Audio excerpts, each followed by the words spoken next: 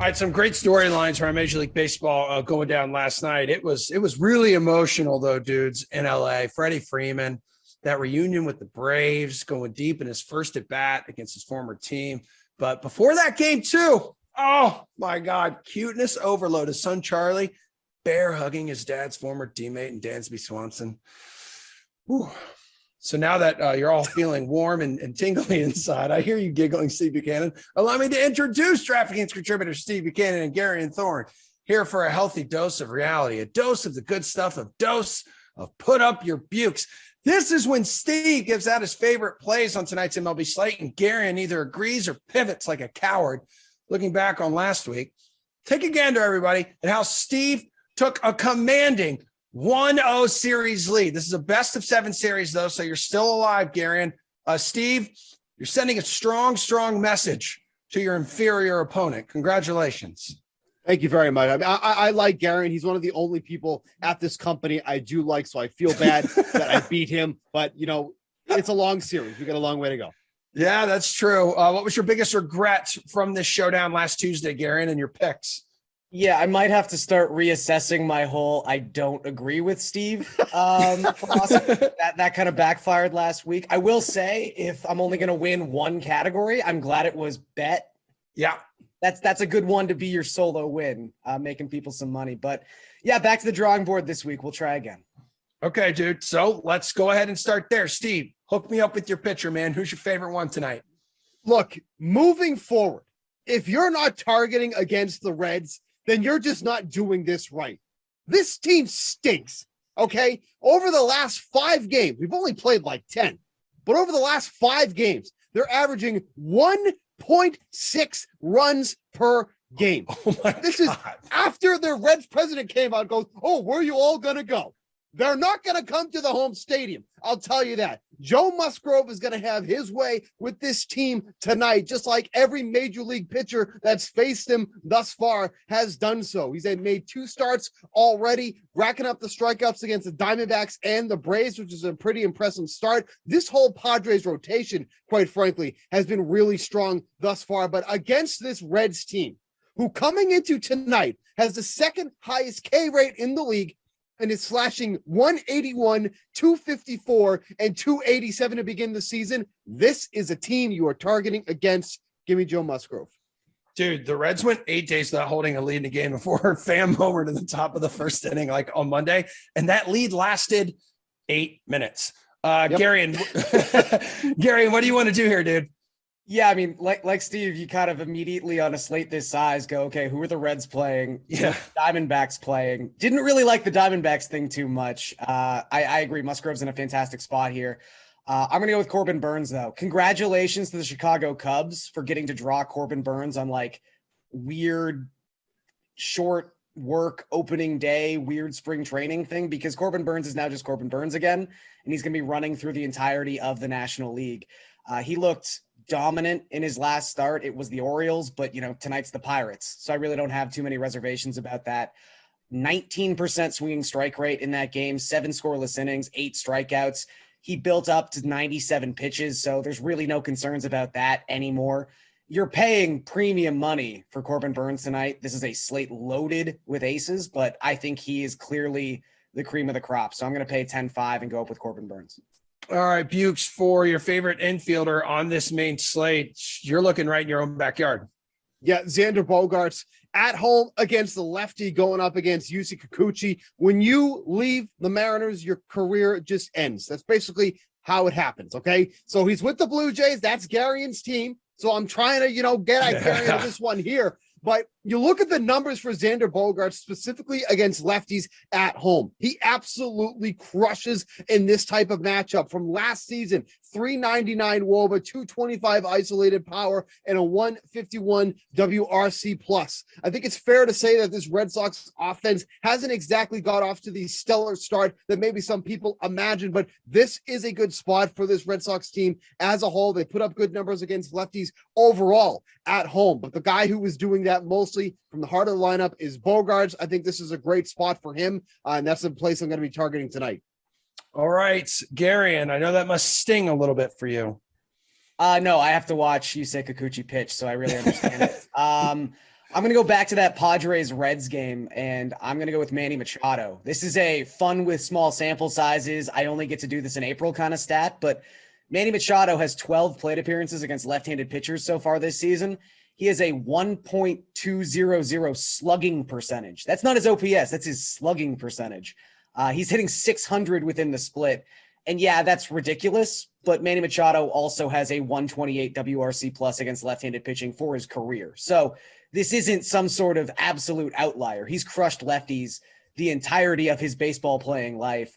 San Martin is not a left-handed pitcher I am particularly afraid of. He's got a below-average fastball. He's contact-oriented. I think Machado is pretty vastly underpriced tonight at just $4,600. He should be well over 5K in this matchup. Yeah, 3 games with at least 3 hits in his past 5. Steve, take us to the outfield, please. Yeah, Christian Yelich at $4,800 tonight going up against JT Brubaker.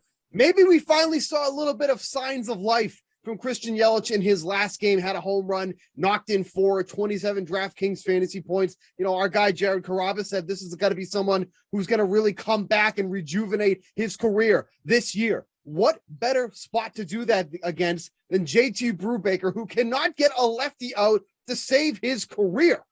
5.34 FIP against them last year, 2.1 home run per 9 inning, and he's striking out less than a batter an inning against lefties last year. Getting Yelich at a little bit more expensive than I'd like at 4,800, but this is a perfect matchup for him. Obviously, betting from the left side, Brubaker, like I mentioned, has a lot of struggles against lefties. That has really been what has held his career back because he does pretty well against righties, not so much in this matchup here. So I think Yelich going up against Brubaker is a matchup I want to take advantage of, especially if he's going to start hitting like we saw he did last night. Gary, are you buying this? You want to pivot? So it's tough. In a yet to be published article on the DK playbook, I've got Christian Yelich is probably my favorite dollar for dollar play on this slate. But I do not concede. I do not tie. I always pivot. So I'm just going to cheat and say that Nick Castellanos is your best outfield play tonight. You got to pay really through the teeth for this guy. He's $5,900 at Coors Field. But he's gotten off to a fantastic start to his Phillies career. He's got a 154 WRC plus through his first 46 plate appearances. He's got a 417 expected WOBA. He's really just been tearing the cover off the ball, has been fantastic against left-handed pitching for the entirety of his career, and OPS hovering around 900. And Kyle Freeland, this dude must be looking at the schedule going, when does the road trip come? He's had 3 starts this season. All 3 will have been at Coors Field. Get this guy out of Colorado because he has not been good when he's had to pitch there since the beginning of last season. I think Nick Castellanos has a huge night tonight. And then as we make our way to the value department, Steve, you're going with the dude the Braves chose over Freddie Freeman. Something is wrong. The algorithm is messed up. Something happened. And I don't care if DraftKings writes me the check. You screwed this up, and we are all going to take advantage of this. Matt Olson is $3,400 tonight.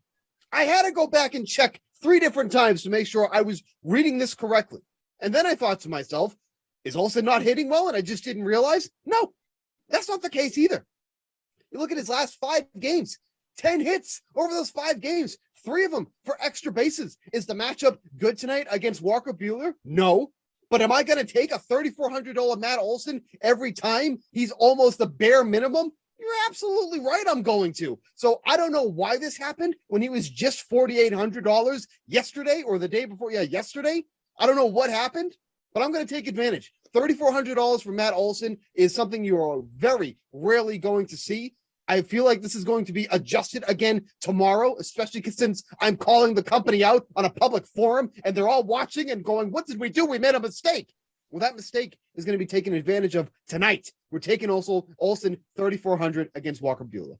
Well, if the company comes at you, I can introduce you to some of my friends in HR. We're very, very close. Garion, how about you, dude? What do you like in the value department? Because Steve's right. This seems like awfully low for Matt Olson. I mean, it's not just Olsen either. Like Ozzie Albies is 3.6. Yeah. Like I didn't realize Walker Buehler was like 1960s Satchel Paige or something. Like this is insane because that's the only thing I can think about as to why they're priced this way. I'm going to go a little bit lower at first base. I mean, if you get past Olsen, you might be making a mistake, honestly. But Rowdy Tellez at $2,900. this really just goes back to a lot of the points that Steve was making about Christian Yelich, except it's a player who's got plus power, who is less than $3,000, probably going to be hitting fifth tonight against Brubaker. If you go back across Brubaker's last 12 starts, he is allowing opposing left-handed hitters to hit 311 with a 664 slugging percentage and a 434 WOBA. He cannot get lefties out. So I think Rowdy Tellez is just kind of being disrespected with this price point, or at least they are not acknowledging how bad JT Brubaker is with some of the pricing for the Brewers tonight. All right. And before you two take off, Steve, this is where you took your lone loss last week and put up your Buchs when you shared your favorite bet. So maybe this one will hit. What do you got? Yeah, so I love taking these team totals through the first 5 innings because you're mainly focusing on going against that other team's starting pitcher. So if you take the Red Sox team total through the first 5 innings, I know that's a mouthful, so bear with me, okay? I'll just listen. Through the first 5 innings, over 2.5 runs at -110. So you're focusing on the matchup against Kikuchi. If I think the Red Sox are going to get off to a quick start against him, then I would think that they go over 2.5 runs. The first time through the order last year, Kikuchi was at his worst. It's like he needs extra time to get ready or something. And by that time, he stinks already, and he's already out of the game. But through the first time through the order, he had a 5.48 FIP, a 1.6 home run per 9 inning, and he was striking out less than a batter an inning, but averaging over 5 walks per 9 inning in that first time through the order. So to jump on him early is key. To go over 2.5 runs, it seems extremely viable, especially in the top of that Red Sox order. There's a lot of guys who hit lefties well. So over 2.5 runs for the Red Sox through the first 5 innings. Write it down with a crayon. It's a lot to figure out, but that's the bet for tonight. All right, Garion, can you make it 2 straight weeks with your lone victory coming and put up your Buchs in the best bet? I mean, I tied too. Let's mention the tie that was also. Yeah, Right. that's true. But again, your only win coming with favorite bet. Yeah, no, that's a fair way to put it. I think that's all truthful. Look, so I've talked about how much I like Corbin Burns. We've both talked about how much we like the Brewers offense. We've talked about how much we dislike JT Brubaker. I'm just going to take Brewers run line -125. If you want something a little bit more spicy than that, I think Christian Yelich to hit a home run tonight is +650. It's a pretty big number considering that so far this season, Yelich has put, when he's made contact, his batted ball events, 77.3% of those batted ball events have been hit hard. They've been classified at over 95 miles per hour. That leads the league by a considerable margin. This guy has been on the cusp of breaking out all season, hit the grand slam last night, and I think that's just going to open the floodgates. So I think +650 for Yelich to hit a home run, if you want to sprinkle on that, is a nice bet too.